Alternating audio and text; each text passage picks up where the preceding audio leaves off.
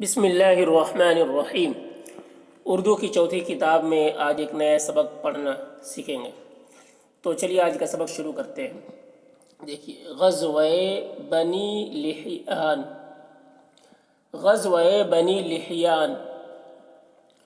غزوہ بنی لحیان سریہ رجیع میں بیان ہو چکا ہے۔ سریہ رجی میں بیان ہو چکا ہے، یہ پیچھے آیا ہے سریہ رجی۔ سریہ رجی میں بیان ہو چکا ہے کہ قوم حذیل، قوم حذیل، حذیل یہ ہے ذال یہ لام، حذیل نے نہایت سفاکی، سفاکی، سفاکی مطلب ظالمانہ، ظالم، سفاکی اور دغا بازی،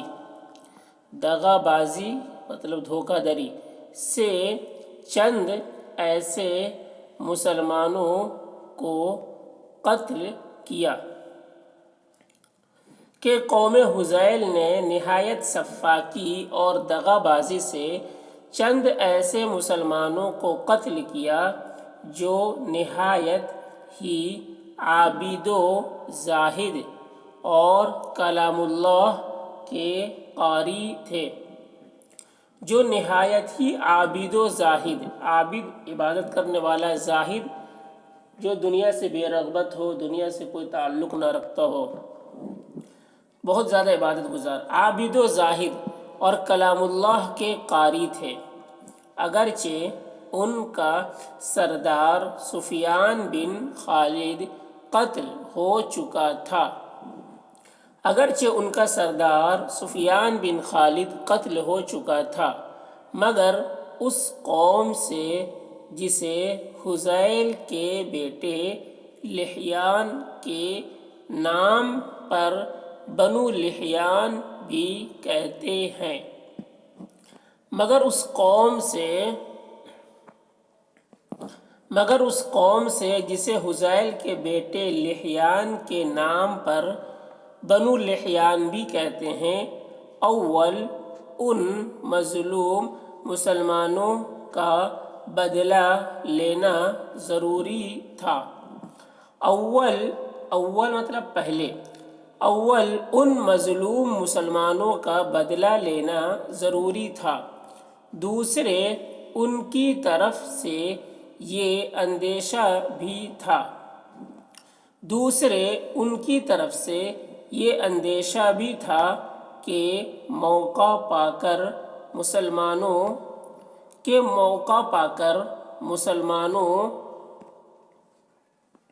کو نقصان پہنچائیں گے، علاوہ ازیں یعنی اس کے بعد، علاوہ ازیں آپ صلی اللہ علیہ وسلم چاہتے تھے، اس کے علاوہ، علاوہ ازیں مطلب اس کے علاوہ، آپ صلی اللہ علیہ وسلم چاہتے تھے کہ ان نیک مردوں کے لیے جو وہاں شہید ہوئے تھے، کہ ان نیک مردوں کے لیے جو وہاں شہید ہوئے تھے، ان کے مقام شہادت پر جا کر دعائے خیر کرے، کہ ان کے مقام شہادت یعنی اس جگہ جہاں شہید ہوئے، ان کے مقام شہادت پر جا کر دعائے خیر کریں، دعائے خیر کریں۔ اس لیے 200 آدمیوں کے ساتھ، جن میں سے 20 سوار تھے، اس لیے 200 آدمیوں کے ساتھ جن میں سے 20 سوار تھے، 20 سوار تھے یعنی 20 گھوڑے پر سوار تھے یا کسی بھی چیز پہ سوار تھے، ایک غیر مشہور راستے سے تشریف لے گئے، ایک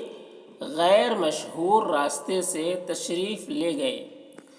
غیر مشہور جو راستہ مشہور نہیں تھا، اجنبی راستہ تھا، ایک غیر مشہور راستے سے تشریف لے گئے تاکہ بنی لحیان کو خبر نہ ہو، تاکہ بنی لحیان کو خبر نہ ہو۔ وہاں پہنچنے پر معلوم ہوا، وہاں پہنچنے پر معلوم ہوا کہ ان کو کسی طریق سے آپ صلی اللہ علیہ وسلم تشریف لانے کی خبر مل گئی تھی، کہ ان کو کسی طریق سے یعنی کسی طرح سے آپ صلی اللہ علیہ وسلم کے تشریف لانے کی خبر مل گئی تھی۔ اس واسطے وہ خبر پاتے ہی بھاگ کر پہاڑوں میں جا چھپے۔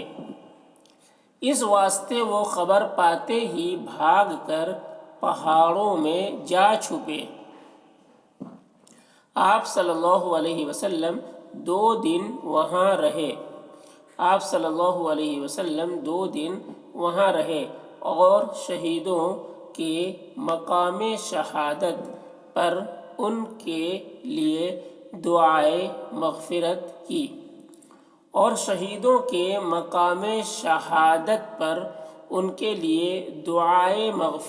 کی۔ پھر آگے چل کر اصفہان تک،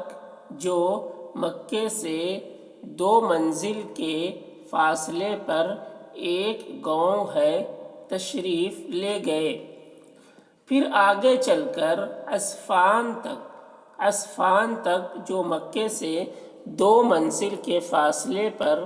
ایک گاؤں ہے، تشریف لے گئے۔ وہاں سے چیدہ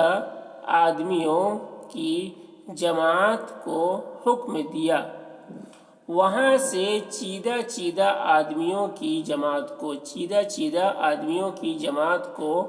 حکم دیا کہ قراء الغمیم تک، جو مکے سے تھوڑے ہی فاصلے پر واقع ہے، چلے جائیں۔ حکم دیا کہ قراء الغمیم تک، جو مکے سے تھوڑے ہی فاصلے پر واقع ہے، چلے جائیں، تاکہ قریش مکہ کو مسلمانوں کی کامیابی اور ترقی کی اطلاع ہو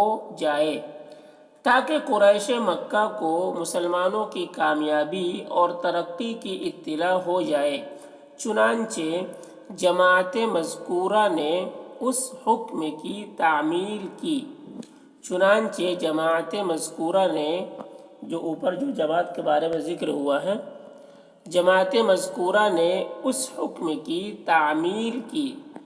کی مطلب اس پر عمل کیا۔ انہیں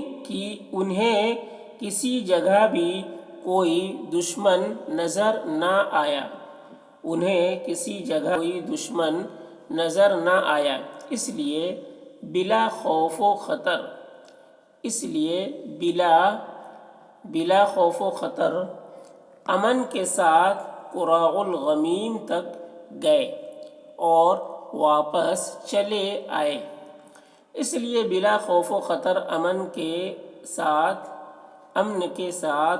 قراء الغمیم تک گئے اور واپس چلے آئے۔ اس جماعت کے واپس آ کر مل جانے کے بعد آپ صلی اللہ علیہ وسلم اپنے ہمراہیوں سمیت مدینے میں تشریف لے آئے۔ اس جماعت کے واپس آ کر مل جانے کے بعد آپ صلی اللہ علیہ وسلم اپنے ہمراہیوں سمیت مدینے میں تشریف لے آئے۔ تو یہ پورا واقعہ ہے بنی لحیان کا، غزوہ بنی لحیان کا۔